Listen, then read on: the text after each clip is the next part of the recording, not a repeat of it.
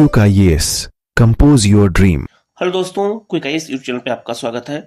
आज के वीडियो में हम लोग इंडियन पॉलिटी क्लास 12 एनसीईआरटी का 5वां चैप्टर देखेंगे, कांग्रेस प्रणाली चुनौतियां और पुनर्स्थापना। कांग्रेस प्रणाली की क्या चुनौतियां थी, इसके बारे में हमें डिटेल में देखना है। और अगला जो वीडियो होगा उसमें आपातकाल का बारे में हम लोग यहाँ पे डिस्कशन करेंगे। वीडियो को पूरा देखिएगा। कहीं कोई डाउट हो तो आप कमेंट करके पूछिएगा, उसका जवाब आपको दिया जाएगा। आप लोग चैनल को सब्सक्राइब कर लीजिएगा, बेल आइकन को प्रेस कर लीजिएगा, जिससे इस तरह क्लास आपको लगातार मिलती रहे। हम लोग शुरू करते हैं सीधे लेसन की ओर। ये इंडियन पॉलिटी क्लास 12 एनसीईआरटी का 5वां चैप्टर है, कांग्रेस प्रणाली चुनौतियां और पुनर्स्थापना। आप सबको पता होगा कांग्रेस की स्थापना जो 1885 में एओ ह्यूम ने किया था। ये भारत की सबसे पुरानी पार्टियों में से एक है। तो इस पार्टी की कार्यप्रणाली क्या थी और नेहरू के बाद क्या क्या चुनौतियां खड़ी होती हैं, और फिर उसकी स्थापना होती है और कांग्रेस का विभाजन होता है और गैर कांग्रेसी सरकार हमारे देश में कैसे बनती है। मोरारजी देसाई पहली बार गैर कांग्रेसी प्रधानमंत्री बने थे, उनको देखना है। जो है इंदिरा गांधी के समय कांग्रेस की कैसी स्थिति थी, इसको देखना है। और इसके बाद जो है हम आज़ादी के जो है बाद कांग्रेस के सामने क्या क्या चुनौतियां आई हैं, इनको हमें यहाँ पे डिटेल में देखना है। तो आप लोग जो है चैप्टर पूरा देखिएगा, क्योंकि जो है राजनीतिक प्रणाली जब तक हम समझते नहीं हैं तब तक हम पॉलिटी के क्वेश्चन हल नहीं कर सकते हैं, मेंस में लिख नहीं सकते हैं। तो आज़ादी के बाद भारत की चीज़ों को हमें जानना होगा, बहुत जरूरी है। ठीक है, तो हम लोग शुरू करते हैं। सबसे पहले बात करेंगे राजनीतिक उत्तराधिकार की चुनौती। और राजनीतिक उत्तराधिकार का मतलब यह हो गया कि जब नेहरू की डेथ हो जाती है 1964 में, तब उसके बाद राजनीतिक उत्तराधिकार की चुनौती खड़ी होती किसके सामने? कांग्रेस पार्टी के सामने। तो लिखा है 1964 के मई में नेहरू की मृत्यु हो गई। वह पिछले 1 साल से भी ज्यादा समय से बीमार चल रहे थे, क्योंकि 1962 का जब युद्ध हुआ उसके बाद वह लगातार वो बीमार चल रहे थे। इससे नेहरू के वो राजनीतिक उत्तराधिकारी को लेकर के बड़े मतलब अंदेशे लगाए गए कि नेहरू के बाद कौन इस पार्टी को चलाएगा।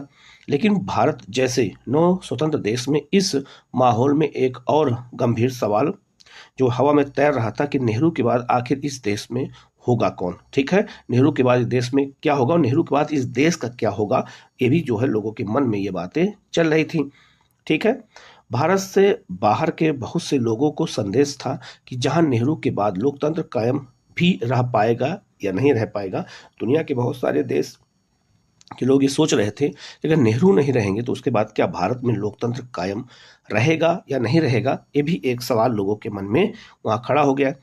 दूसरा सवाल इसी संदेश के दायरे में उठा था। आशंका थी कि जो है बाकी बहुत से नव स्वतंत्र देशों की तरह भारत भी राजनीतिक उत्तराधिकार का सवाल लोकतांत्रिक ढंग से हल नहीं कर पाएगा। असफल रहने की सूरत में भय था कि सेना राजनीतिक भूमिका में उतर आएगी, जैसे अन्य देशों में होता है, पाकिस्तान में होता है। वैसे लोगों को ये जो है आशंका थी कि अगर हो सकता है कि अगर नेहरू की डेथ हो जाए तो लोकतंत्र जब खतरे में आएगा तो पूरे देश पर किसका अधिकार हो जाएगा? सेना की भूमिका हो जाएगी और सेना राजनीतिक रूप से सशक्त हो जाएगी। लोगों के मन में ये डर था, लेकिन हमारे यहाँ ऐसा कुछ नहीं हुआ। इसके अतिरिक्त इस बात को लेकर भी संदेह थे कि देश के सामने बहुविध जो कठिनाइयां आन पड़ी हैं और नया नेतृत्व उसका समाधान खोज पाएगा या नहीं खोज पाएगा। जो लगातार समस्याएं लगातार क्रिएट हो रही हैं, क्योंकि 62 के युद्ध के बाद सबको शंका थी कि 1965 का युद्ध पाकिस्तान से हो सकता है, तो नेहरू के ना रहने पर वो क्या स्थिति बनेगी, ये भी लोगों के अंदर मन में एक शंका थी। 1960 के दशक को खतरनाक दशक कहा जाता है। तो हमारे राजनीति में अगर पूछा जाए, आपसे क्वेश्चन पूछा जाए कि हमारे देश की राजनीति में खतरनाक दशक किसको कहा जाता है, तो 1960 के दशक को कहते हैं। क्योंकि गरीबी, गैर बराबरी, सांप्रदायिक और क्षेत्रीय विभाजन आदि के सवाल अभी अनसुलझे थे। मतलब इनके बारे में भी कोई निर्णय नहीं लिया गया था। संभव है कि इन सारी कठिनाइयों के कारण देश में लोकतंत्र की परियोजना जो असफल हो जाती और अथवा खुद देश ही बिखर जाएगा। तो लोगों के मन में ये जो है शंका थी, और भारत में भी और भारत के बाहर भी, और शंका होना स्वाभाविक भी था। ठीक है, तो नेहरू के बाद कौन आता है? शास्त्री। तो लाल बहादुर शास्त्री आते हैं और उनके समय में क्या क्या घटनाएं होती है इसको देख लेते हैं। लिखा है नेहरू के उत्तराधिकारी का सवाल इतनी आसानी से हल कर लिया गया कि आलोचक जो है ठगे से रह गए, क्योंकि लोगों को यह डर था कि उनका उत्तराधिकारी कौन बनेगा। लेकिन बहुत आसानी से हमारे देश में शास्त्री जी को क्या बना दिया गया? उनका उत्तराधिकारी बना दिया गया।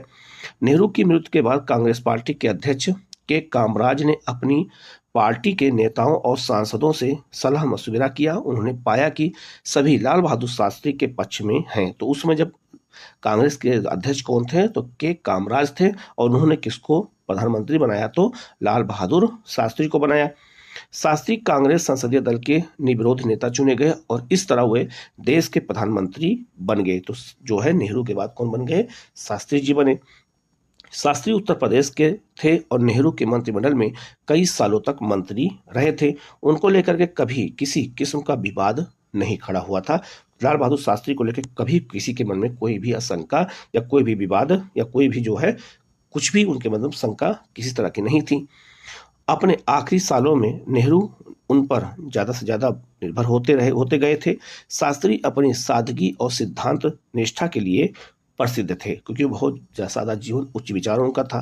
एक दफा वो एक बड़ी रेल दुर्घटना की नैतिक जिम्मेदारी स्वीकार करते हुए रेल मंत्री के पद से भी इस्तीफा दे चुके थे। तो लोगों के मन में उनके एक प्रति क्या थी, एक ऐसी भावना थी कि शास्त्री जो है बहुत सादगी का जीवन जीते हैं। कभी उनके अंदर किसी तरह का कोई भ्रष्टाचार, ऐसी कोई छवि उनके किसी भी के मन में नहीं थी।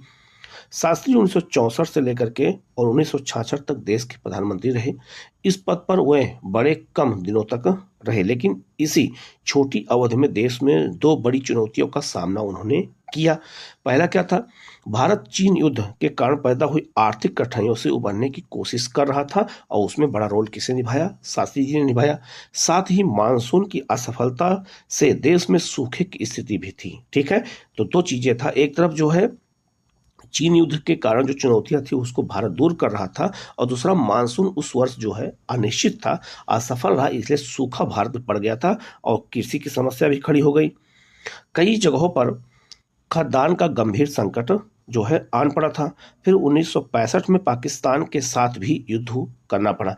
तो एक युद्ध का अभी हम उभर नहीं पाए थे और दूसरा युद्ध जो है 1965 में हुआ। तो एक तरफ बॉर्डर पे सेना लड़ रही थी और एक तरफ जो है किसान देश के अंदर लड़ रहे थे सूखे से।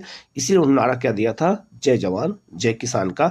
इसके बारे में आपने पिछले अध्याय में जो है हमने बताया भी था कि शास्त्री ने जय जवान जय किसान का नारा दिया था। तो जय जवान जय किसान का नारा क्यों दिया था, कि जवान 1965 के युद्ध में बॉर्डर पे लड़ रहे थे और किसान देश के अंदर सूखे से लड़ रहे थे।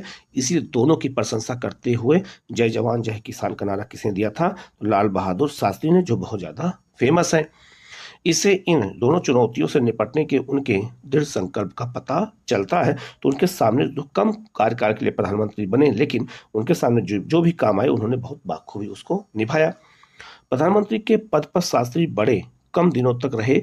10 जनवरी जो है 1966 को ताशकंद में अचानक उनका देहांत हो जाता है। तो ताशकंद आज उज्बेकिस्तान में है, उस समय रूस का हिस्सा था और वहीं पर ताशकंद समझौता हुआ था, जहाँ पे उनका दिल का दौरा पड़ने से मृत्यु हो जाती है।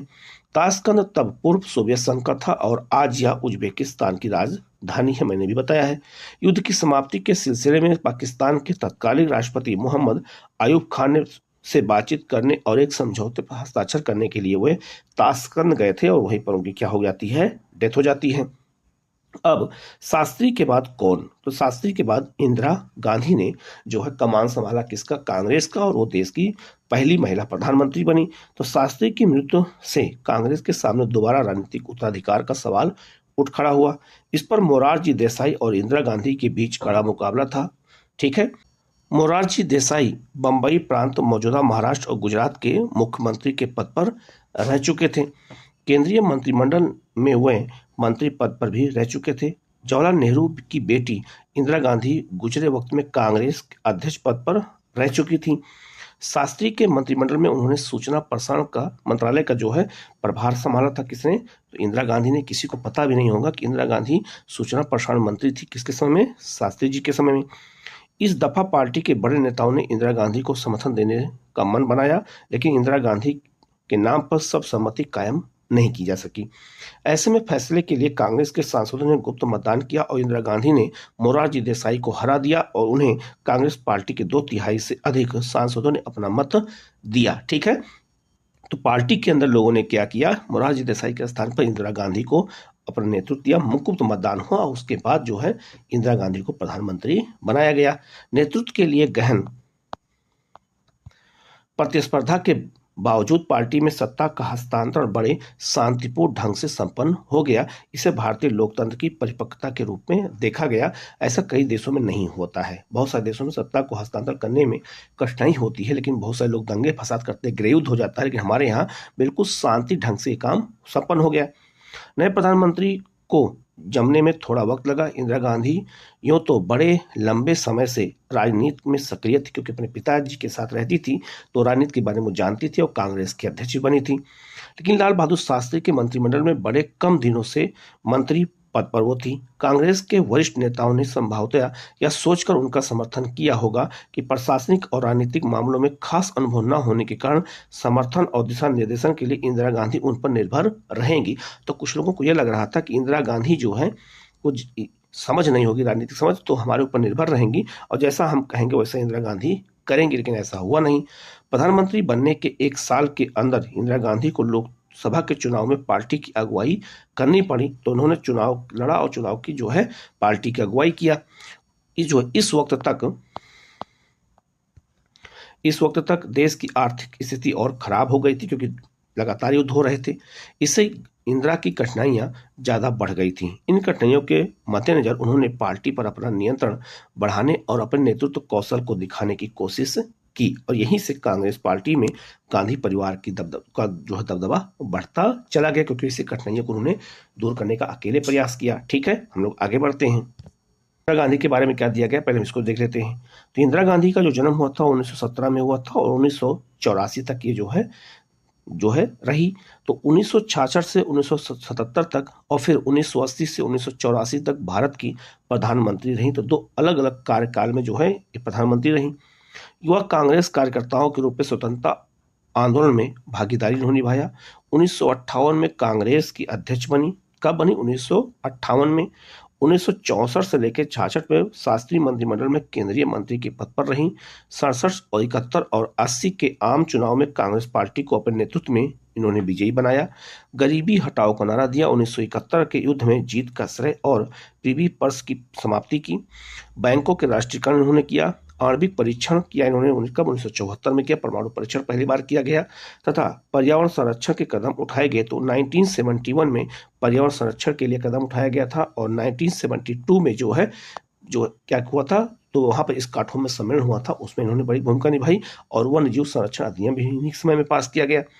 जवाहरलाल नेहरू की पुत्री जो है 31 अक्टूबर 1984 के दिन उनकी जो है हत्या कर दी गई थी दिल्ली में। सबको ये बात पता होगा, ये भी बहुत महत्वपूर्ण है, इसके बारे में भी आपको यहाँ पर जानकारी होनी चाहिए इंदिरा गांधी के बारे में। ठीक है, अब हम लोग आगे बढ़ते हैं और यहाँ पर जो है चौथा आम चुनाव देखते हैं 1967 में। तो चौथा आम चुनाव कब हुआ था? 1967 में। इसके बारे में हम यहाँ पर डिटेल में जानेंगे। लिखा है, भारत के राजनीतिक और चुनावी इतिहास में 1967 के साल को अत्यंत महत्वपूर्ण पड़ाव माना जाता है। दूसरे अध्याय में आप पढ़ चुके हैं कि 1962 के बाद से पूरे देश में कांग्रेस पार्टी का राजनीतिक दबदबा कायम था और 1967 के चुनाव में इस प्रवृत्ति में गहरा बदलाव आया। तो क्या बदलाव आता है, इसके बारे में हमें जानना जरूरी है। लिखा है, चुनाव का संदर्भ। चौथे आम चुनाव के आने तक देश में बड़े बदलाव हो चुके थे। दो प्रधानमंत्रियों का जल्दी जो है देवावसान हो गया, उनकी मृत्यु हो गई थी और नए प्रधानमंत्री को पद संभाले हुए अभी पूरे एक साल का जो है समय भी पूरा नहीं हुआ था। ठीक है, साथ ही इस प्रधानमंत्री को राजनीति के लिहाज से कम अनुभवी माना जा रहा था। किसको? इंदिरा गांधी को। इस अध्याय के पूर्ववर्ती हिस्से और तीसरे अध्याय की चर्चा के क्रम में आप यह बात जान चुके हैं कि इस अरसे में देश की गंभीर आर्थिक संकट भी था इस समय, क्योंकि आर्थिक संकट इस समय ज्यादा था।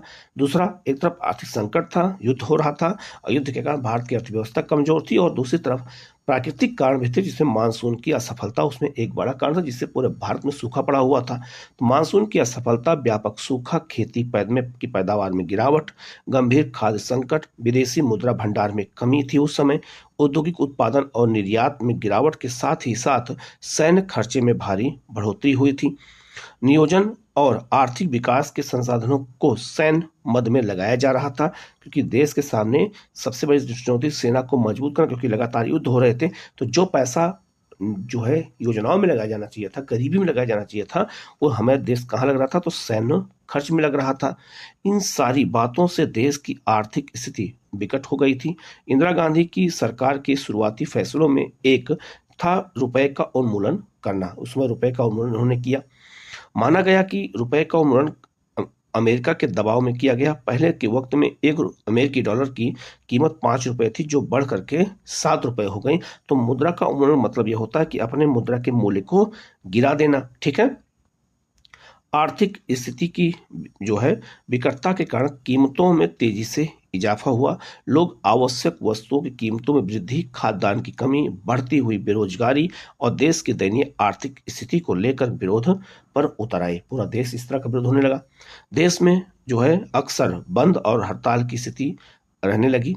सरकार ने इसे कानून और व्यवस्था की समस्या ना माना और ना ही जनता की बदहाली की अभिव्यक्ति। इससे लोगों की नाराजगी बढ़ती गई और जन विरोध से ज्यादा उग्र रूप धारण कर लिया। तो हर जगह पे स्थित समस्याओं को देखते हुए लोगों के मन में जो है विरोध करने की जो है एक प्रवृत्ति बढ़ गई। दूसरी तरफ साम्यवादी और समाजवादी पार्टी ने व्यापक समानता के लिए संघर्ष छेड़ दिया। ठीक है, क्योंकि ये लोग समानता की बात करते थे। आप अगले अध्याय में पढ़ेंगे कि मार्क्सवादी कम्युनिस्ट पार्टी से अलग हुए साम्यवादियों के एक समूह ने मार्क्सवादी लेनिनवादी भारतीय कम्युनिस्ट पार्टी बनाई थी और सशस्त्र कृषि विद्रोह जो है का नेतृत्व किया था। ठीक है, तो ये भी अपने आप एक जो है क्या थी, समस्या थी। साथ ही इस पार्टी ने किसानों के बीच विरोध को संगठित किया। इस अवधि में गंभीर किस्म के हिंदू मुस्लिम दंगे भी हुए। मतलब ये हुआ कि इस दौरान जब इंदिरा गांधी प्रधानमंत्री में, तो कई तरह की समस्याएं उस समय आप देखने को जो यहाँ लिखी गई हैं आप उस समय मिल रही थी। आजादी के बाद से अब तक इतने गंभीर सांप्रदायिक दंगे नहीं हुए थे जिस समय दंगे उस समय किए गए। तो उस समय कई समस्याएं थी। उन समस्याओं को देखते हुए इंदिरा गांधी को अपना नेतृत्व करना था। ठीक है, अब आते हैं गैर कांग्रेसवाद। गैर कांग्रेसवाद क्या है कि कांग्रेस पार्टी के अलावा जो है और सरकारें बनना शुरू हो गई, तो उसका नाम क्या पड़ गया, गैर कांग्रेसवाद। अब यहीं से कांग्रेस पार्टी धीरे धीरे जो है अलग अलग चुनाव को हारना शुरू कर दिया। यह सारी स्थिति देश की दलगत राजनीति से अलग थलग नहीं रह सकती थी। विपक्षी दल जन विरोध की अगुवाई कर रहे थे और सरकार पर दबाव डाल रहे थे। कांग्रेस की जो विरोधी पार्टियों ने महसूस किया कि उनके वोट बढ़ जाने के कारण ही कांग्रेस सत्तासीन है। मतलब यह हुआ कि जो विपक्षी लोग थे उनको ये महसूस हुआ कि अगर हम एक नहीं हुए तो हम हार जाएंगे। इसलिए आजकल भी देखा होगा कि बीजेपी के खिलाफ इंडिया गठबंधन क्यों बनाया गया है कि अलग अलग पार्टियां मिलकर के साथ चुनाव लड़ेंगी, जिससे उनका वोट जो है बटने न पाए। वही स्थिति किस समय की गई, उस समय की गई जब चौथा आम चुनाव हुआ था, उस समय की गई। और जितनी विरोधी पार्टियां थी सब एक साथ मिलकर चुनाव लड़ने का निर्णय लिया। जो दल अपने कार्यक्रम अथवा विचारधाराओं के धरातल पर एक दूसरे से एकदम अलग थे, वह सभी दल एकजुट हुए और उन्होंने कुछ राज्यों में एक कांग्रेस विरोधी मोर्चा बनाया तथा अन्य राज्यों में सीटों के मामले में चुनावी तालमेल किया। तो जिनकी विचारधारा नहीं मिल रही थी वो भी एक साथ आ गए कांग्रेस पार्टी को क्या करने के लिए, हराने के लिए। इन दलों को लगा कि इंदिरा गांधी की अनुभवहीनता और कांग्रेस की अंदरूनी उठापटक के से उन्हें कांग्रेस को सत्ता से हटाने का एक अवसर हाथ लगा है। समाजवादी नेता राम मनोहर लोहिया ने इस रणनीति को गैर कांग्रेसवाद नाम दिया, क्योंकि उन लोग चाहते थे कि जो है कांग्रेस से अलग होकर के हमें काम करना है। तो राम मनोहर लोहिया ने इसको नाम क्या दिया, गैर कांग्रेसवाद नाम दिया। सैद्धांतिक तर्क देते हुए कहा कि कांग्रेस का शासन अलोकतांत्रिक और गरीब लोगों के हितों के खिलाफ है, इसलिए गैर कांग्रेसी दलों का एक साथ आना जरूरी है ताकि गरीबों के हक में लोकतंत्र को वापस लाया जा सके। इसलिए सारी पार्टियां एक होकर के चुनाव लड़ना शुरू कर दिया। ठीक है, चुनाव का जनादेश क्या हुआ उससे पहले हम देख लेते हैं राम मनोहर लोहिया के बारे में। तो इनका जन्म 1910 में हुआ था और इनकी डेथ हुई थी 1967 में। तो समाजवादी नेता एवं विचारक, स्वतंत्रता सेनानी और कांग्रेस सोशलिस्ट पार्टी के सदस्य। मूल पार्टी में विभाजन के बाद सोशलिस्ट पार्टी और बाद में संयुक्त सोशलिस्ट पार्टी के नेता बने थे। इन्हें 1963 से 1967 तक लोकसभा के सांसद थे। मैन कॉर्डर और जन के संस्थापक सदस्य थे।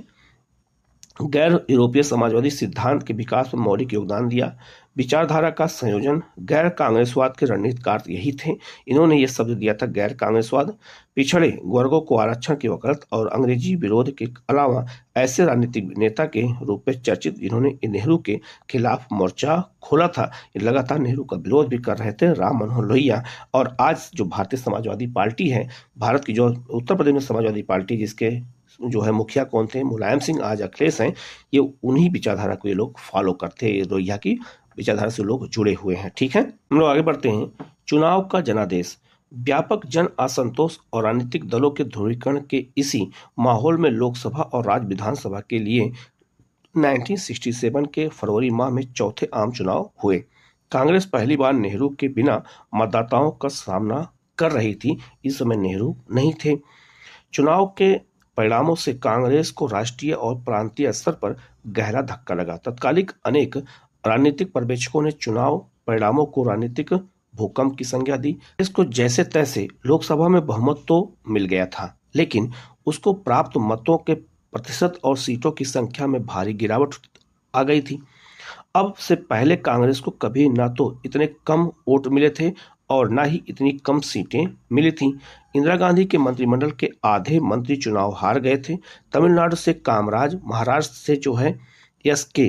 पाटिल, पश्चिम बंगाल से अतुल घोष और बिहार के बी सहाय जैसे राजनीतिक दिग्गजों को मुंह की खानी पड़ी। बड़े बड़े नेता कांग्रेस के चुनाव हार गए। ठीक है, अब यहाँ आप एक मैप दे सकते हैं। इस मैप पे जो है दिखाया गया है कि जब 1967 का चुनाव हुआ था तो कहाँ कहाँ कांग्रेस की सरकार बनी थी, जो है येलो कलर से दिखाया गया है। ठीक है, लेकिन देख सकते हैं जहाँ कांग्रेस की सरकार नहीं बनी थी वहां देख सकते हैं जहां प्रांतों में कांग्रेस चुनाव हार गई थी, पहली बार ऐसा हुआ था।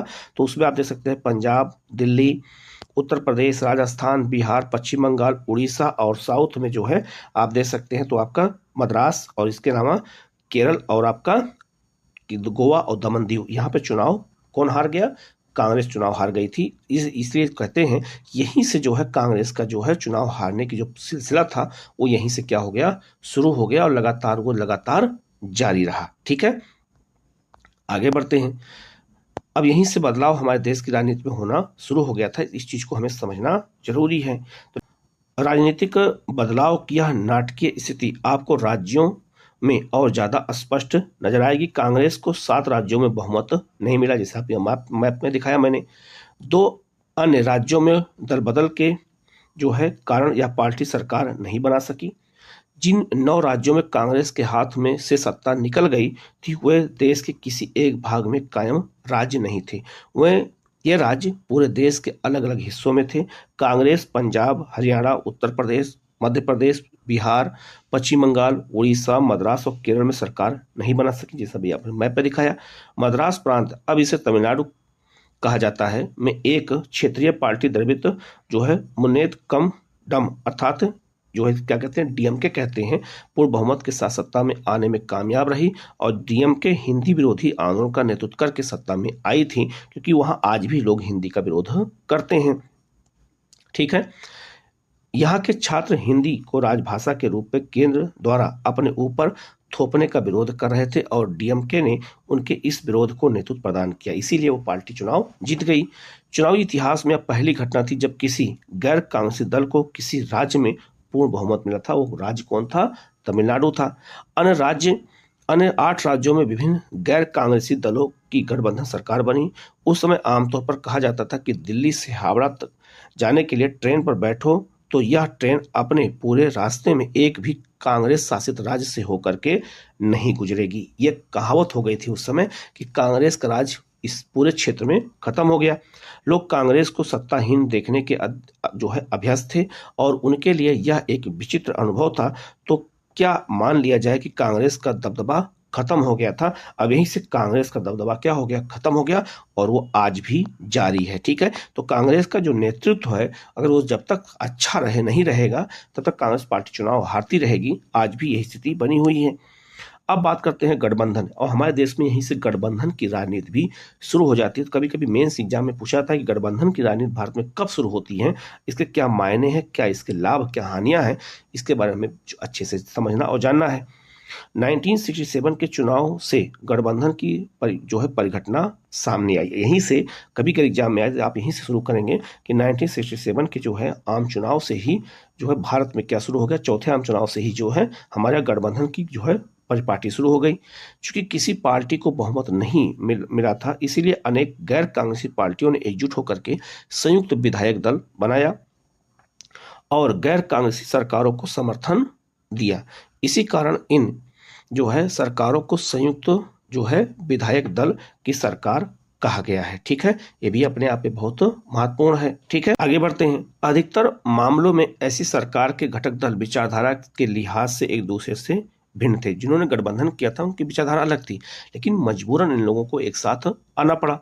मिसाल के लिए बिहार में बनी संयुक्त विधायक दल की सरकार में दो समाजवादी पार्टियां के एसएसपी और पीएसपी शामिल थे। इसके लिए साथ ही इस सरकार में वामपंथी सीपीआई और दक्षिणपंथी जनसंघ भी शामिल थे।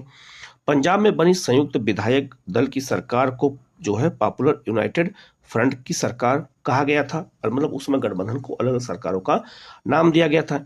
इसमें उस वक्त के दो परस्पर प्रतिस्पर्धी अकाली दल, संत ग्रुप और मास्टर ग्रुप शामिल थे। पंजाब में भी यही स्थिति थी। इनके साथ सरकार में दोनों साम्यवादी दल सीपीआई और सीपीएम आईएम ये भी उसमें शामिल थे। रिपब्लिकन पार्टी भी उसमें शामिल थी और भारतीय जनसंघ भी उसमें शामिल था। तो गठबंधन की जो राजनीति थी उसमें आप देख सकते हैं कि सबकी विचारधारा अलग अलग है। एक कार्टून के माध्यम से समझाने का प्रयास किया गया है कि सबकी विचारधारा अलग है, लेकिन सब एक ही साइकिल पर बैठ करके यात्रा कर रहे हैं और सब सरकार बनाए हुए हैं। ठीक है, ये उसी चीज को यहाँ पर दर्शाया गया है, एक तरह कार्टून के माध्यम से समझाने का लोगों को प्रयास किया गया है। ठीक है, क्योंकि ये एनसीईआरटी बच्चों के लिए होती है, इसलिए बच्चों को इस तरह के समझाए जाते हैं जिससे उनके दिमाग में बातें आ जाएं। आगे बढ़ते हैं। दल बदल क्या होता है, यहीं से दल बदल की राजनीति और हमारे यहाँ पनपने लगी। 1967 के चुनाव की एक खास बात दल बदल भी थी।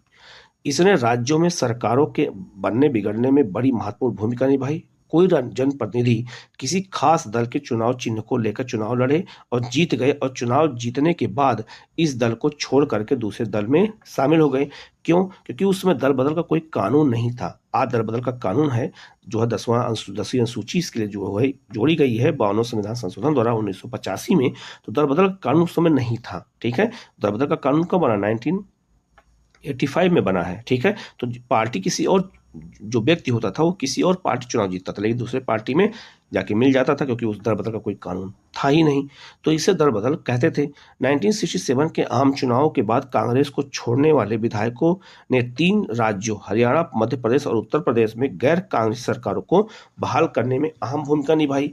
मतलब कांग्रेस के ही विधायक कांग्रेस को छोड़ करके दूसरे पार्टी में चले गए। इस दौर में राजनीतिक निष्ठा की इस अदला बदली से लोग क्या कहने लगे, आया राम गया राम का जुमला मशहूर हो गया। लोग एक बात बोलने लगे, जो पार्टी छोड़ के आते थे उसको एक मुहावरे की तरह इस्तेमाल किया गया, जो आया राम गया राम कहा जाने लगा। ठीक है, यहाँ इसके बारे में समझाया भी गया है। विधायकों द्वारा तुरंत पार्टी छोड़ करके दूसरी तीसरी पार्टी में शामिल होने की घटना से भारतीय राजनीतिक शब्दावली में आया राम गया राम का जुमला दाखिल हुआ। इस जुमले की प्रसिद्धि के साथ एक खास घटना हुई। 1967 के चुनाव के बाद हरियाणा के एक विधायक गया लाल ने राजनीतिक निष्ठा बदलने का जैसे एक कीर्तिमान ही स्थापित कर लिया था। ठीक है, उन्होंने एक पखवाड़े के अंदर 3 दफा अपनी पार्टी बदली। पहले वह कांग्रेस से यूनाइटेड फ्रंट में गए, फिर कांग्रेस में लौटे और फिर कांग्रेस से लौटने के 9 घंटे के अंदर दोबारा यूनाइटेड फ्रंट में चले गए। मतलब यह हुआ कि वो लगातार पार्टी को छोड़ते गए, इसीलिए लोग उनका नाम उन्हीं के नाम पे बन गया, उन्हीं के नाम पे आया राम गया राम सब कहने लगे। ठीक है, दल बदल इतना ज्यादा उन्होंने किया। ठीक है, आगे लिखा है यूनाइटेड फ्रंट में चले गए। कहा जाता है कि जब गयालाल ने यूनाइटेड फ्रंट छोड़कर कांग्रेस में आने की उन्होंने मंशा जाहिर की, तो कांग्रेस के नेता राव बीरेंद्र सिंह ने उन्हें लेकर के चंडीगढ़ में प्रेस कॉन्फ्रेंस सामने घोषणा किया, गया राम था अब आया राम है। गया लाल की इस हड़बड़ी को क्या नाम दिया गया, आया राम और गया राम के जुमले में हमेशा के लिए दर्ज कर लिया गया। उनकी जो है इस हड़बड़ी को लेकर बहुत से चुटकुले और कार्टून बने। बाद के समय दल बदल रोकने के लिए संविधान में संशोधन किया गया, जो मैंने अभी आपको बताया था। तो संशोधन करने के बाद जो है ये काम किया गया, ठीक है। तो हमारे यहाँ अब दल बदल के लिए कानून बना हुआ है, इसलिए दल बदल करना अब आसान काम नहीं है, ठीक है। अब आगे बढ़ते हैं। कांग्रेस में विभाजन होता है, तो कांग्रेस में विभाजन होता है क्यों है, क्यों किया गया, ये भी देख लेते हैं। हमने देखा है कि 1967 के चुनाव के बाद केंद्र में कांग्रेस की सत्ता कायम रही, लेकिन उसे पहले जितना बहुमत हासिल नहीं था, क्योंकि पहले जितना बहुमत था उतना बहुमत केंद्र में नहीं मिला। साथ ही अनेक राज्यों में इस पार्टी के हाथ से सत्ता जाती रही।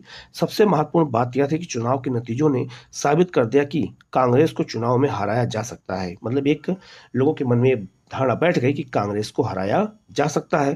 बहरहाल अब भी कांग्रेस का कोई विकल्प नहीं था।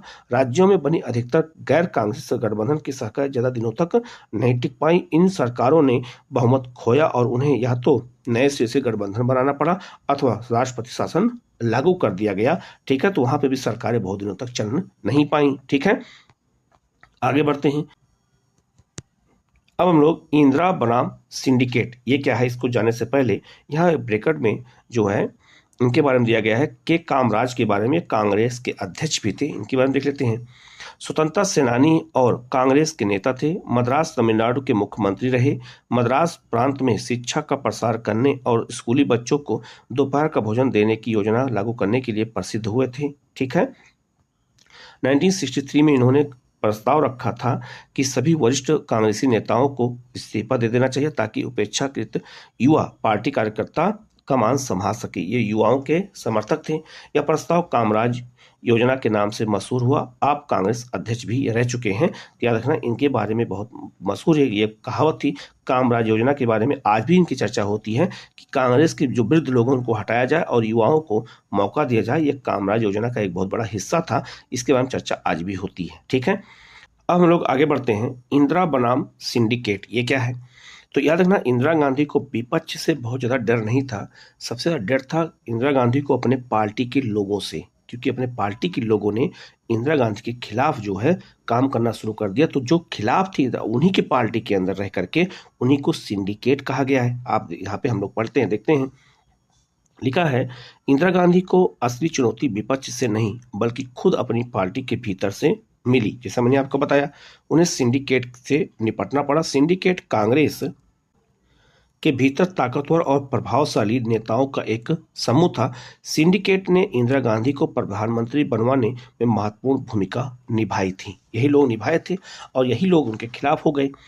उसी ने इंदिरा गांधी का कांग्रेस संसदीय दल के नेता के रूप में जो है चुना जाना सुनिश्चित किया था। यही लोगों ने किया था मिलकर के, ठीक है, जो उस समय के प्रभावशाली नेता थे कांग्रेस के अंदर। आगे लिखा है, सिंडिकेट के नेताओं को उम्मीद थी कि इंदिरा गांधी उनकी सलाहों पर काम करेंगी। बहरहाल इंदिरा गांधी ने सरकार और पार्टी के भीतर खुद का मुकाम बनाना शुरू कर दिया। उन्होंने अपने सलाहकारों और विश्वस्तों के समूह में पार्टी से बाहर के नेताओं को रखा। धीरे धीरे और बड़ी सावधानी से उन्होंने सिंडिकेट को हाशिए पर ला खड़ा किया। तो जो लोग उनका पार्टी के अंदर विरोध कर रहे थे उन सबको उन्होंने क्या किया, अलग कर दिया बिल्कुल। इस तरह इंदिरा गांधी ने दो चुनौतियों का सामना किया। उन्हें सिंडिकेट के प्रभाव से स्वतंत्र अपना मुकाम बनाने की जरूरत थी और कांग्रेस ने 1967 के चुनाव में जो जमीन खोई थी उसे उन्हें हासिल करना था, ठीक है, जो चुनाव हार गई थी। इंदिरा गांधी ने बड़ी साहसिक रणनीति अपनाई और उन्होंने एक साधारण सत्ता संघर्ष को विचारधारात्मक संघर्ष में बदल दिया और उन्होंने सरकार की नीतियों को वामपंथी रंग देने की कई तरह के कदम उठाए गए, ठीक है। 1967 की मई में कांग्रेस कार्य समिति ने उनके प्रभाव से 10 सूत्री कार्यक्रम अपनाया। इस कार्यक्रम में बैंकों पर सामाजिक नियंत्रण, आम बीमा के राष्ट्रीयकरण, शहरी संपदा और आय के परिसीमन, खाद्यान्न का सरकारी वितरण, भूमि सुधार और ग्रामीण गरीबों को आवासीय भूखंड देने के प्रावधान शामिल कर लिए गए। ये सब योजनाएं बनाई गई और इन योजनाओं को जनता के सामने प्रस्तुत करने का एक फार्मूला दिया गया। हालांकि सिंडिकेट के नेताओं ने औपचारिक तौर पर इन वामपंथी खेमे के इस कार्यक्रम को स्वीकृति दे दी, लेकिन इसे लेकर के उनके मन में गहरे संदेह थे। ये सब चीजें जब की गई तो सिंडिकेट की भूमिका भी अपने आप में बहुत महत्वपूर्ण हो गई कांग्रेस में। ठीक है, थोड़ा हम लोग यहाँ पर इनके बारे में देख लेते हैं। कर्पूरी ठाकुर के बारे में। अभी कर्पूरी ठाकुर को भारत रत्न दिया गया है, तो ये कौन है? लिखा है इनका जो जन्म हुआ था वो 1924 में हुआ था और 1988 में इनकी डेथ हुई थी। दिसंबर 1970 और जून 1971 और जून 1977 और अप्रैल 1979 के दौरान बिहार के मुख्यमंत्री, स्वतंत्रता सेनानी और समाजवादी नेता, मशहूर और किसान आंदोलनों के में सक्रिय थे। लोहिया के प्रबल समर्थक थे। जेपी द्वारा चलाए गए आंदोलन में भागीदारी इनकी बहुत बड़ी थी। किसकी? कर्पूरी ठाकुर की। मुख्यमंत्री के रूप में अपने दूसरे कार्यकाल के दौरान बिहार में पिछड़ों के लिए आरक्षण लागू करने वाले के रूप में इन्हें पहचान मिली और अंग्रेजी भाषा के इस्तेमाल के प्रबल विरोधी थे। इन्हें भारत रत्न भी दिया गया है कि कांग्रेस, ये जो है याद रखना, कांग्रेस के विरोध में थे और इन्होंने जो है बिहार में एक तरह से गैर कांग्रेसी सरकार को मजबूत करने में बहुत बड़ी भूमिका निभाई थी। ठीक है, अब आगे बढ़ते हैं। उससे पहले हम देख लेते हैं बीबी गिरी के बारे में। तो बीबी गिरी का जन्म 1894 को हुआ था। ठीक है, और ये जो है 1980 को इनकी डेथ हुई थी। तो 1969 से लेकर के और 1974 तक भारत के राष्ट्रपति थे। कौन? बीबी गिरी थे। कांग्रेस नेता और आंध्र प्रदेश के मजदूर नेता। सिलोन श्रीलंका में भारतीय उच्चायुक्त थे। केंद्रीय मंत्रिमंडल में श्रम मंत्री थे। उत्तर प्रदेश, केरल, मैसूर, कर्नाटक के राज्यपाल इनको बनाया गया था। इसके अलावा उपराष्ट्रपति कब थे ये? तो 1967 से लेकर 69 तक उपराष्ट्रपति थे। राष्ट्रपति जाकिर हुसैन के निधन के बाद कार्यकारी राष्ट्रपति बनाया गया। इन्होंने इस्तीफा दिया और राष्ट्रपति चुनाव में स्वतंत्र प्रत्याशी बने और राष्ट्रपति के चुनाव में इंदिरा गांधी के समर्थन से विजयी हुए थे। तो इंदिरा गांधी ने इन्हें जो है राष्ट्रपति बनाया था। किसको? बीबी गिरी को। तो उपराष्ट्रपति भी थे, फिर उनको राष्ट्रपति बनाया गया था। उसी के बारे में यहाँ दिया गया है। राष्ट्रपति का पद का चुनाव हुआ 1969 में। तो उस समय जो है क्या स्थिति थी उसको देख लेते हैं। लिखा है सिंडिकेट और इंदिरा गांधी के बीच की गुटबाजी 1969 में राष्ट्रपति पद के चुनाव के समय खुलकर सामने आ गई। तत्कालीन राष्ट्रपति जाकिर हुसैन की मृत्यु के कारण उस साल राष्ट्रपति का पद खाली था। इंदिरा गांधी की असहमति के बावजूद उस साल सिंडिकेट के तत्कालीन लोकसभा अध्यक्ष संजीव रेड्डी को कांग्रेस पार्टी की तरफ से राष्ट्रपति पद के उम्मीदवार के रूप में खड़ा करवाने में सफल हो गए थे। तो जो कांग्रेस पार्टी थी, सिंडिकेट के लोगों ने क्या किया? तो याद रखना, संजीव रेड्डी को राष्ट्रपति पद के उम्मीदवार के रूप में खड़ा कर दिया। ठीक है, दूसरी तरफ जो है संजीव रेड्डी ने से इंदिरा गांधी की बहुत दिनों से राजनीतिक अनबन चली आ रही थी। ऐसे में इंदिरा गांधी ने भी जो है हार नहीं मानी और उन्होंने तत्कालीन उपराष्ट्रपति बीबी गिरी को बढ़ावा दिया और वह एक स्वतंत्र उम्मीदवार के रूप में राष्ट्रपति पद के लिए अपना नामांकन भर दिया। इंदिरा गांधी ने 14 अग्रणी बैंकों का राष्ट्रीयकरण और भूतपूर्व राजा महाराजाओं को प्राप्त विशेषाधिकार यानी प्रीबी पर्स को समाप्त करने जैसे कुछ बड़ी और जनप्रिय नीतियों की घोषणा भी की थी। याद रखना, जो राजा महाराजाओं के विशेषाधिकार दिए गए थे उसे जो है प्रीबी पर्स कहा जाता था। इसके बारे में आगे बताऊंगा मैं। उस वक्त मोरारजी देसाई देश के उप प्रधानमंत्री और वित्त मंत्री थे। उपयुक्त दोनों मुद्दों पर प्रधानमंत्री और उनके बीच गहरे मतभेद उभरे और इसके परिणामस्वरूप मोरारजी ने सरकार से किनारा कर लिया था। ठीक है, आगे बढ़ते हैं। गुजरे वक्त में भी कांग्रेस के भीतर इस तरह के मतभेद जो है उठ चुके थे, लेकिन इस बार मामला कुछ अलग ही था। दोनों गुट चाहते थे कि राष्ट्रपति पद के चुनाव में ताकत को जो है आजमा ही लिया जाए। तत्कालीन कांग्रेस अध्यक्ष जो है निजलिंगप्पा ने जो है व्हिप जारी किया। व्हिप मतलब होता है कि पार्टी के लोगों को जारी किया जाता है कि आप लोग उस दिन उपस्थित हो। ठीक है, कि सभी कांग्रेसी सांसद और विधायक पार्टी के आधिकारिक उम्मीदवार जो है संजीव रेड्डी को वोट डालें। ठीक है, दूसरी तरफ उसी पार्टी कांग्रेस के ही अंदर इंदिरा गांधी के समर्थक गुट ने अखिल भारतीय कांग्रेस कमेटी की विशेष बैठक आयोजित करने का याचना की, लेकिन उनकी यह याचना स्वीकार नहीं की गई। बीबी गिरी का छुपे तौर पर समर्थन करते हुए इंदिरा गांधी ने खुलेआम अंतरात्मा की आवाज पर वोट डालने को कहा। मतलब उन्होंने अपने पार्टी के लोगों से ये कहा कि अंतरात्मा के अनुसार वोट देना है और किसी कहना नहीं मानना है। मतलब अब जो तुम्हारी अंतरात्मा है उसको वोट देना है, क्योंकि उनका समर्थन कम था। इसका मतलब यह था कि कांग्रेस के सांसद और विधायक अपनी मनमर्जी से किसी भी उम्मीदवार को वोट डाल सकते हैं, चाहे किसको? तो संजीव रेड्डी को या फिर किसको? बीबी गिरी को। आखिरकार राष्ट्रपति पद के चुनाव में बीबी गिरी की ही विजयी हुए। वो स्वतंत्र उम्मीदवार थे, जबकि एन संजीव रेड्डी कांग्रेस पार्टी के आधिकारिक उम्मीदवार थे। यहाँ कभी कभी कहा भी जाता है कि एन जो है संजीव रेड्डी जो थे, ये कांग्रेस पार्टी की ओर से राष्ट्रपति चुनाव लड़ रहे थे और इनको इंदिरा गांधी ने, अपनी ही पार्टी के उम्मीदवार को इंदिरा गांधी ने हराने के लिए एक स्वतंत्र उम्मीदवार बीबी गिरी को जिताने में बड़ी भूमिका निभाई थी। ठीक है, आगे बढ़ते हैं। लिखा है आगे, कांग्रेस पार्टी के आधिकारिक उम्मीदवार की हार से पार्टी का टूटना तय हो गया। कांग्रेस अध्यक्ष ने प्रधानमंत्री को अपनी पार्टी से निष्कासित कर दिया। पार्टी से निष्कासित प्रधानमंत्री इंदिरा गांधी ने कहा कि उनकी पार्टी ही असली पार्टी मतलब कांग्रेस है और 1969 के नवंबर तक सिंडिकेट की अगुवाई करने वाले कांग्रेसी खेमे को कांग्रेस ऑर्गेनाइजेशन और इंदिरा गांधी की अगुवाई वाले कांग्रेसी खेमे को कांग्रेस जो है कोई निष्ठ कहा जाने लगा। इन दोनों दलों को क्रमशः पुरानी कांग्रेस और नई कांग्रेस भी कहा जाता है, और जो नई कांग्रेस है उसे याद रखना कांग्रेस भारतीय राष्ट्रीय कांग्रेस आई भी कहते थे। आई मतलब इंदिरा गांधी ठीक कहते थे। इंदिरा गांधी ने पार्टी की इस टूट को जो है विचारधाराओं की लड़ाई के रूप में पेश किया और उन्होंने इसे समाजवादी और पुरातनपंथी और तथा गरीबों की हिमायती और अमीरों के तरफदार के बीच की लड़ाई करार दिया। तो इंदिरा गांधी ने जो है इसी समय जब चुनाव हुआ तो पार्टी जो है कांग्रेस दो भागों में यहाँ पर बट गई। तो एक को भारतीय राष्ट्रीय कांग्रेस जो है पुरानी कहते थे, एक भारतीय राष्ट्रीय कांग्रेस आई कहते थे। आई मतलब इंदिरा गांधी। ठीक है, अब हम लोग थोड़ा से पीछे कुछ चीजें छूट गई हैं, उसको पहले हम देख लेते हैं, फिर हम लोग आगे आते हैं। ठीक है, यहाँ पर एक चीज दिया हुआ है कि प्रीवी पर्स की समाप्ति। प्रीवी पर्स है क्या, इसको देख लेते हैं।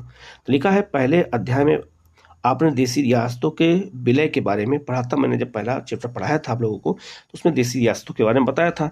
देसी रियासतों का विलय भारतीय संघ में करने से पहले सरकार ने यह आश्वासन दिया था कि जो रियासतें हैं उनके तत्कालिक शासक परिवार को निश्चित मात्रा में निजी संपदा रखने का अधिकार होगा। तो याद रखना, जब रियासतों का विलय हो रहा था तो उनको एक जो है आश्वासन दिया गया था कि उनकी जो संपत्ति है, जैसे उनका जो महल है, राजमहल है, वो उन्हीं का रहेगा, वो वापस नहीं लिया जाएगा।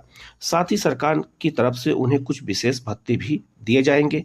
ये दोनों चीजें यानी शासक की निजी संपदा और भत्ते इस बात को आधार मानकर तय की जाएंगी कि जिस राज्य का विलय किया जाना है उसका विस्तार, राजस्व और क्षमता कितनी है। इस व्यवस्था को प्रीवी पर्स कहा गया था। रियासतों के विलय के समय राजा महाराजाओं को दी गई इस विशेष सुविधाओं की कुछ खास आलोचना नहीं हुई थी। उस वक्त देश की एकता अखंडता का लक्ष्य ही प्रमुख था, इसलिए उसका कोई किसी ने विरोध नहीं किया, क्योंकि पहले एक होना जरूरी था। लेकिन आगे चल के समय के साथ बदलाव हुआ। बहरहाल ये वंशानुगत विशेषाधिकार भारतीय संविधान में वर्णित समानता और सामाजिक आर्थिक न्याय के सिद्धांतों से मेल नहीं खाते थे। बाद में इसका विरोध होने लगा। नेहरू ने कई दफे इस व्यवस्था को लेकर अपना असंतोष जताया था। 1967 के चुनाव के बाद इंदिरा गांधी ने प्रीवी पर्स को जो है खत्म करने की मांग का समर्थन किया। उनकी राय थी कि सरकार को प्रीवी पर्स की व्यवस्था समाप्त कर देनी चाहिए। मोरारजी देसाई प्रीवी पर्स की समाप्ति को नैतिक रूप से गलत मानते थे। उनका कहना था कि यह रियासतों के साथ विश्वासघात के बराबर होगा। तो मोरारजी देसाई इसके विरोध में थे, जबकि इंदिरा गांधी चाहती थी इसको हटा दिया जाए। प्रीवी पर्स की व्यवस्था को खत्म करने के लिए सरकार ने 1969 में संविधान में संशोधन के प्रयास किया, लेकिन राज्यसभा में यह मंजूरी नहीं हो पाई, क्योंकि उस समय का बहुमत नहीं था। इसके बाद सरकार ने एक अध्यादेश जारी किया, लेकिन उसे सर्वोच्च न्यायालय ने निरस्त कर दिया। इंदिरा गांधी ने इसे 1971 के चुनाव में एक बड़ा मुद्दा बनाया और इस मुद्दे पर उन्हें जन समर्थन भी खूब मिला, क्योंकि जो है लोगों को लगा कि नहीं, इंदिरा गांधी का कहना सही है। 1971 में मिली भारी जीत के बाद जो है संविधान में संशोधन हुआ और इस तरह प्रीवी पर्स की समाप्ति की राह में मौजूद कानूनी अड़चनें भी क्या हो गई, समाप्त हो गई। तो प्रीवी पर्स भी जो एक बहुत बड़ा मुद्दा था हमारे राजनीति में, इसको भी समझना जरूरी है। ठीक है, हम लोग आगे बढ़ते हैं। 1971 का चुनाव हुआ और कांग्रेस का पुनर्स्थापना हो गई। तो कांग्रेस का जो है एक तरह से हार गई थी पार्टी, जो चौथे आम चुनाव में, वो 1971 के चुनाव में पुनः प्राप्त कर लिया। तो लिखा है कि कांग्रेस की टूट से इंदिरा गांधी की सरकार अल्पमत में आ गई। बहरहाल डीएमके और भारतीय कम्युनिस्ट पार्टी समेत कुछ अन्य दलों ने से प्राप्त मुद्दा आधारित समर्थन के बल पर इंदिरा गांधी की उनकी सरकार जो है सत्ता में बनी रही। इस अरसे के दौरान जो है सरकार ने सचेत रूप से अपनी छवि को समाजवादी रंग में पेश किया, क्योंकि समाजवादी रंग में पेश इसलिए क्योंकि राजाओं का इन्होंने विरोध किया था फिर विपक्ष का। इसी दौर में इंदिरा गांधी ने भूमि सुधार के मौजूदा कानूनों के क्रियान्वयन के लिए जो है जबरदस्त अभियान चलाया। उन्होंने भू परिसीमन के कुछ और कानून भी बनवाए। दूसरे राजनीतिक दलों पर अपनी निर्भरता समाप्त करने, संसद में अपनी पार्टी की स्थिति मजबूत करने और अपने कार्यक्रमों के पक्ष में जनादेश हासिल करने की गरज से इंदिरा गांधी की सरकार ने 1970 के दिसंबर में लोकसभा भंग करने की सिफारिश की। मतलब उन्होंने एक तरह से लोकसभा को भंग कर दिया। जो है यह भी एक आश्चर्यजनक और साहसिक कदम था और लोकसभा के लिए पांचवें आम चुनाव 1971 के फरवरी माह में हुए। ठीक है, अब आते हैं मुकाबला हुआ। मुकाबले में क्या हुआ चुनाव में, तो लिखा है चुनावी मुकाबला जो है कांग्रेस आर के विपरीत जान पड़ रहा था। आखिर नई कांग्रेस एक जर्जर होती हुई पार्टी का हिस्सा भर थी। हर किसी को विश्वास था कि जो है कांग्रेस पार्टी की असली संगठित ताकत कांग्रेस ओ के नियंत्रण में है, जो पुराने लोग थे। इसके अतिरिक्त सभी बड़ी गैर साम्यवादी और गैर कांग्रेसी जो है विपक्षी पार्टियों ने एक चुनावी गठबंधन बना लिया था, जिसे जो है ग्रैंड अलायंस कहा गया था। इसे इंदिरा गांधी के लिए स्थिति और कठिन होती गई। संयुक्त सोशलिस्ट पार्टी और प्रजा सोशलिस्ट पार्टी, भारतीय जनसंघ, स्वतंत्र पार्टी और भारतीय क्रांति दल जो है चुनाव में एक छतरी के नीचे आ गए। शासक दल ने भारतीय कम्युनिस्ट पार्टी सीपीआई के साथ गठजोड़ कर लिया। तो कहने का मतलब यह है कि अलग अलग गठबंधन बनाए गए और सब अलग अलग मोर्चे के अनुसार चुनाव लड़ना शुरू कर दिया। ठीक है, इसके बावजूद नई कांग्रेस के साथ एक ऐसी बात थी जिसका उसके बड़े विपक्षियों के पास अभाव था। नई कांग्रेस के पास एक मुद्दा था, एक एजेंडा था और कार्यक्रम था। तो इंदिरा गांधी जब चुनाव लड़ने के लिए आई 1971 में, तो उनके पास एक कार्यक्रम, एक मुद्दा, एक एजेंडा जनता के लिए था। जबकि जो है ग्रैंड अलायंस के पास कोई सुसंगठित राजनीतिक कार्यक्रम नहीं था। इंदिरा गांधी ने देश भर में घूम घूम करके जो है कहा कि विपक्षी गठबंधन के पास बस एक ही कार्यक्रम है, इंदिरा हटाओ। इसके विपरीत उन्होंने लोगों के सामने एक सकारात्मक कार्यक्रम रखा और इसे अपने मशहूर नारे गरीबी हटाओ के जरिए एक शक्ल प्रदान किया। इंदिरा गांधी ने सार्वजनिक क्षेत्र की समृद्धि, ग्रामीण भू स्वामित्व और शहरी संपदा के परिसीमन, आय और अवसरों की असमानता की समाप्ति, विपक्ष की समाप्ति पर अपने चुनाव अभियान जोर कर दिया। यही उनके मुद्दे थे। गरीबी हटाओ के नारे से इंदिरा गांधी ने वंचित तबकों, खासकर भूमिहीन किसान, दलित और आदिवासी, अल्पसंख्यक, महिला और बेरोजगार नौजवानों के बीच अपने समर्थन का आधार तैयार करने की कोशिश की। गरीबी हटाओ का नारा और इससे जुड़ा हुआ कार्यक्रम इंदिरा गांधी की राजनीतिक रणनीति। इसके सहारे वे अपने लिए देशव्यापी राजनीतिक समर्थन की बुनियाद तैयार करती हुई आगे बढ़ती चली गई। तो एक तरह से कह सकते हैं कि जो नई कांग्रेस थी, जो इंदिरा गांधी के नेतृत्व में, उन्होंने अपना जो है अभियान एक सशक्त तरीके से शुरू करना जो है जारी रखा। अब क्या हुआ परिणाम और उसके बाद क्या हुआ, तो 1971 के लोकसभा चुनाव के नतीजे उतने ही नाटकीय थे जितना इन चुनावों को करवाने का फैसला था। कांग्रेस आर और सीपीआई के गठबंधन को इस बार जितने वोट या सीटें मिली उतनी कांग्रेस पिछली 4 आम चुनाव में कभी हासिल नहीं कर सकी थी। इस गठबंधन को लोकसभा की 375 सीटें मिली और इसने कुल जो है इस गठबंधन को लोकसभा की 375 सीटें मिली और इसने 48.4% वोट हासिल किया। अकेले इंदिरा गांधी की कांग्रेस आर ने जो है 352 सीटें और 44% वोट हासिल किए थे। अब जरा इस तस्वीर की तुलना कांग्रेस ओ के जो है उजाड़ वाले से करें। इस पार्टी में बड़े बड़े महारथी थे, लेकिन इंदिरा गांधी की पार्टी को जितने वोट मिले थे उसके 1/3 वोट भी इसकी झोली में आए। इस पार्टी को महज 16 सीटें मिली। अपनी भारी भरकम जीत के साथ इंदिरा गांधी की अगुवाई वाली कांग्रेस ने अपने दावे को साबित कर दिया कि वही असली कांग्रेस पार्टी है और उसे भारतीय राजनीति में फिर से प्रभुत्व के स्थान पर पुनर्स्थापित किया गया और विपक्षी जो है ग्रैंड अलायंस धराशायी हो गया था। इस महा जो है जोट को 60 से भी अधिक कम सीटें मिली थी। किसको? याद रखना, ग्रैंड अलायंस को। तो 3-4 अलग अलग अलायंस बने थे। एक तरफ पुरानी कांग्रेस थी, एक तरफ नई कांग्रेस थी, एक तरफ अलग अलग पार्टियों ने मिलकर के ग्रैंड अलायंस बनाया था। लेकिन सबकी इसमें हार हो गई और इंदिरा गांधी की पार्टी ने शानदार इसमें जीत तय किया। ठीक है, हम लोग आगे बढ़ते हैं। 1971 के लोकसभा चुनाव के तुरंत बाद पूर्वी पाकिस्तान अब बांग्लादेश में एक बड़ा राजनीतिक और सैन्य संकट उठ खड़ा हुआ। और चौथे अध्याय में आप पढ़ चुके हैं कि 1971 के चुनाव के बाद पूर्वी पाकिस्तान में संकट पैदा हुआ था और भारत पाक के बीच युद्ध छिड़ गया था, मैंने बताया था। इसके परिणाम स्वरूप बांग्लादेश बना।